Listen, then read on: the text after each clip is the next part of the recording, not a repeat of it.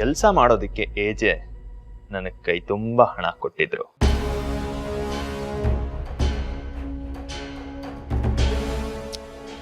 ಯಾಕೆ ಅಂತಂದ್ರೆ ನೀವು ಮುಂಚೆನೆ ಏನಾದ್ರೂ ನನ್ನ ಈ ಮನೇಲಿ ನೋಡಿದ್ರೆ ಏಜೆನ್ ಮದುವೆ ಆಗೋದಿಕ್ಕೆ ಒಪ್ಕೊಳ್ಳಲ್ಲ ಅಂತ ಏಜೆ ಮಾಸ್ಟರ್ ಪ್ಲಾನ್ ಇದು. ಹೇಗಿದೆ ಹೇಗಿದೆ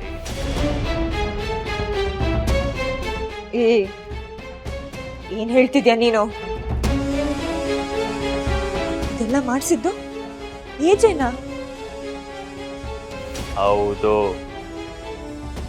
ಅವತ್ತು ಏಜೆ ಮುಖಕ್ಕೆ ಕೇಕ್ ಹೊಡೆದು ಅವಮಾನ ಮಾಡಿದ್ಯಲ್ಲ, ನೀನು ಮಾಡಿದ ತಪ್ಪಿಗೆ ಏಜೆ ಕೊಡ್ತಿರೋ ಪನಿಷ್ಮೆಂಟ್ ಇದು.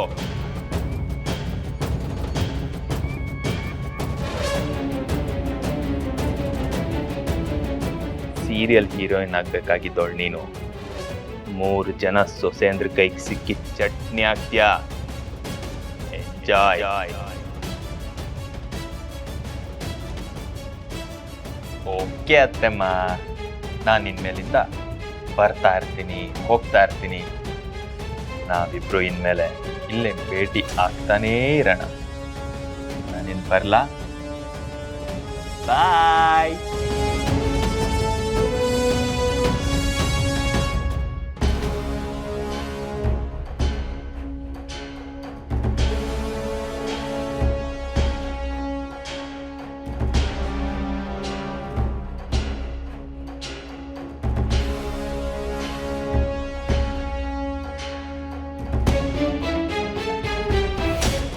ನಿನ್ನ ತಂಗಿ ಹಿಂದೆ ಬಿದ್ದು ಟಾರ್ಚರ್ ಕೊಡೋದನ್ನ ಯಾಕೆ ಬಿಟ್ಟೆ ಗೊತ್ತಾ? ನಿನ್ನ ಗಂಡ ಹೇಳಿದ್ದಕ್ಕೆ ಚೂ ಬಿಡೋನು ಅವನೇ, ಕಟ್ ಹಾಕಿದ್ದು ಅವನೇ, ಇದಕ್ಕೆಲ್ಲ ಕಾರಣನೂ ಅವನೇ.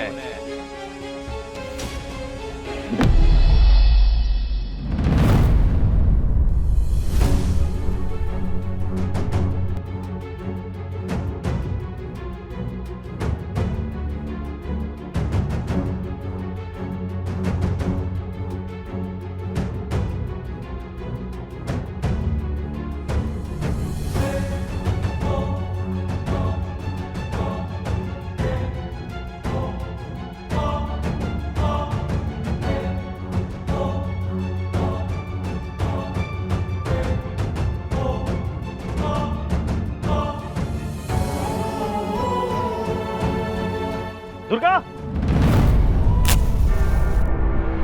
ದುರ್ಗಾ,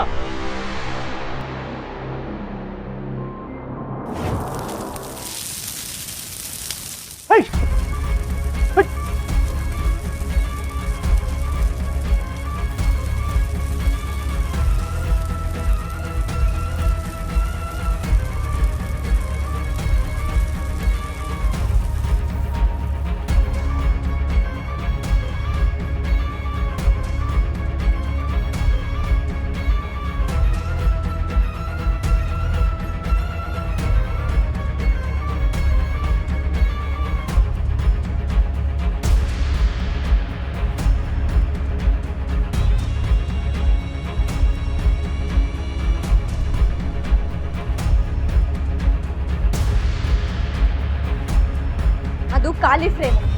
ನಿಮ್ ಹೆಂಡತಿ ಒರಿಜಿನಲ್ ಫೋಟೋ ಇಲ್ಲಿದೆ, ತಗೊಳ್ಳಿ.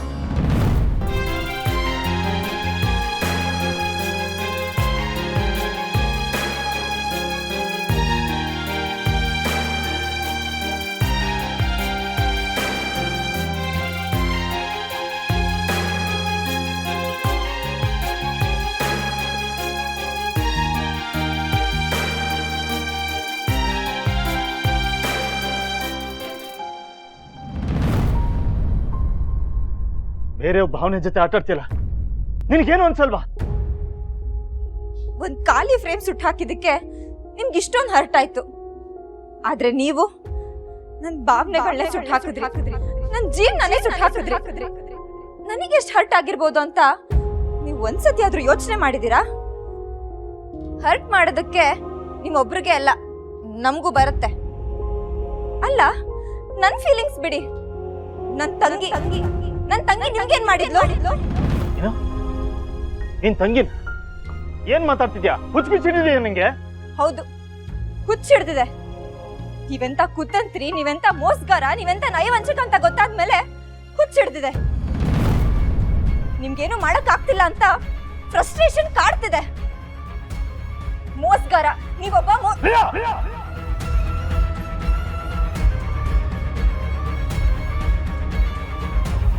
ಹೊಡಿರಿ.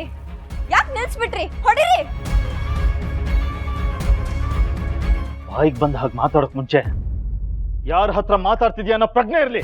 ಇದೆ, ಪ್ರಜ್ಞೆ ಇದೆ. ಸಮಾಜದಲ್ಲಿ ಒಳ್ಳೆ ಹೆಸರು ಮಾಡಿರೋ ದೊಡ್ಡ ವ್ಯಕ್ತಿ ಜೊತೆ ಮಾತಾಡ್ತಿದ್ದೀನಿ ಅನ್ನೋ ಪ್ರಜ್ಞೆ ಇದೆ. ನಿಮ್ ಸ್ಟೇಟಸ್ಗಷ್ಟೇ ದೊಡ್ಡ ವ್ಯಕ್ತಿ ಅಲ್ಲ, ಮೋಸ ಮಾಡಿದ್ರಲ್ಲೂ ದೊಡ್ಡ ವ್ಯಕ್ತಿ, ಕುತಂತ್ರ ಮಾಡಿದ್ರಲ್ಲೂ ದೊಡ್ಡ ವ್ಯಕ್ತಿ. ನನ್ನ ಹತ್ರ ಫೋಟೋ ಇಟ್ಕೊಂಡು ಹುಡುಗಾಟ ಆಡಿ ನನ್ನ ಮನ್ಸಿಗೆ ನೋವು ಕೊಟ್ಟು ನನ್ನ ಫೀಲಿಂಗ್ಸ್ ಜೊತೆ ಆಟಾಡಿ ನನಗೆ ಬೈಕ್ ಬಂದ ಅಂತ್ಯ. ಓ, ನಿಮಗ್ ಫೀಲಿಂಗ್ಸ್ ಬೇರೆ ಇದೆಯಾ? ನಿಮ್ ಮಹಾ ನಾಟಕದ ಎಷ್ಟನೇ ಪುಟ ಇದು?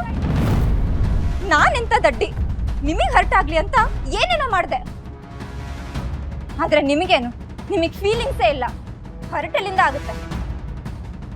ಬರೀ ಹಠ, ನಂದೇ ನಡಿಬೇಕು ಅನ್ನೋ ಸ್ವಾರ್ಥ. ನನ್ ಬಾಯಿ ಮುಚ್ಚಿಸ್ಬಿಟ್ರೆ ಸತ್ಯ ಸುಳ್ಳಾಗಲ್ಲ. ನಿಮ್ಗೆ ಕುತಂತ್ರ ಎಲ್ಲ ಗೊತ್ತಿಲ್ಲ ಅನ್ಕೊಂಡಿದ್ದೆ, ನೀವು ಒಳ್ಳೆ ಮನುಷ್ಯ ಅನ್ಕೊಂಡಿದ್ದೆ. ಆದ್ರೆ ನೀವು ನನ್ ಮದ್ವೆ ಆಗೋಕೆ ಇಷ್ಟು ಚೀಪ್ ಲೆವೆಲ್ಗೆ ಇಳಿತೀರಾ ಅಂತ ನಾನು ಅನ್ಕೊಂಡೇ ಇರ್ಲಿಲ್ಲ. ಆ ದೇವ್ ಜೊತೆ ಸೇರ್ಕೊಂಡು ನನ್ನ ತಂಗಿನ ಟ್ರ್ಯಾಕ್ ಮಾಡಿ ನನ್ ಮೋಸದಿಂದ ಮದ್ವೆ ಆದ್ರಲ್ಲ. ಆ ದೇವ್ ನಿಮ್ ಮನೆಗ್ ಸೇರ್ದವನು ಅನ್ನೋ ಸತ್ಯ ಮುಚ್ಚಿಟ್ರೆ ನಂಗೇನು ಗೊತ್ತಾಗಲ್ಲ ಅನ್ಕೊಂಡ್ರ? ನಂಗೆಲ್ಲ ಗೊತ್ತಾಯ್ತು. ಈ ಮೋಸದ ಮದ್ವೆನ ನಾನು ಯಾವತ್ತೂ ಒಪ್ಪಲ್ಲ. ಆದಷ್ಟು ಬೇಗ ಈ ಮದ್ವೆನ ಮುರಿತೀನಿ.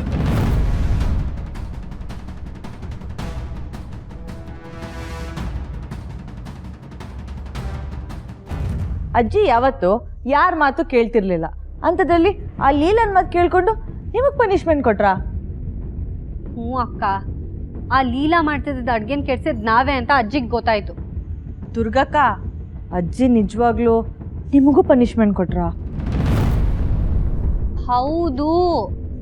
ಅಂದರೆ ನೀವು ಅವಳು ಮಾಡಿರೋ ಅಡುಗೆ ತಿಂದ್ರಾ? ಹಾಗಾದರೆ ಅಜ್ಜಿ ನಿಮ್ಮನ್ನು ಬಿಡಲಿಲ್ಲ ಅಂತಾಯ್ತು. ಆ ಲೀಲಾ ಮುಂದೆ ದುರ್ಗಾ ಅಕ್ಕನು ಡಮ್ಮಿನ.